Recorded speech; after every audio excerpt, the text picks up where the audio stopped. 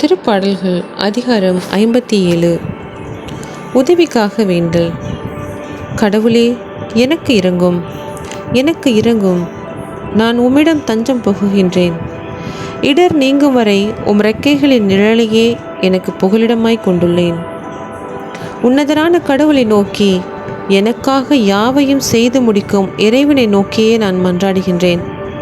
வானகத்தினின்று அவர் எனக்கு உதவி அனுப்பி என்னை காத்திருள்வார்.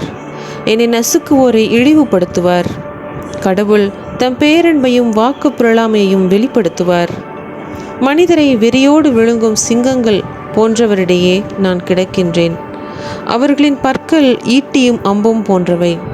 அவர்களின் நா கூர்மையான வாள் போன்றது. கடவுளே, வானங்களுக்கு மேலாக நீர் உயர்த்த பெறுவீராக.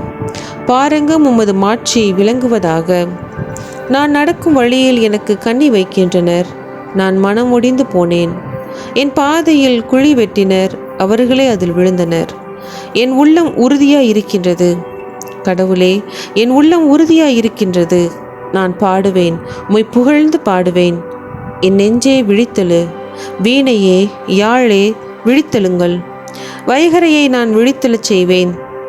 என் தலைவரே, மக்களிடங்களிடையே உமக்கு நன்றி செலுத்துவேன். எல்லா இனத்தாரிடையேயும் உம்மை புகழ்ந்து பாடுவேன். ஆண்டவரே, உமது பேரன்பு வானளவு உயர்ந்துள்ளது. உமது வாக்கு பிறழாமை முகில்களை தொடுகின்றது.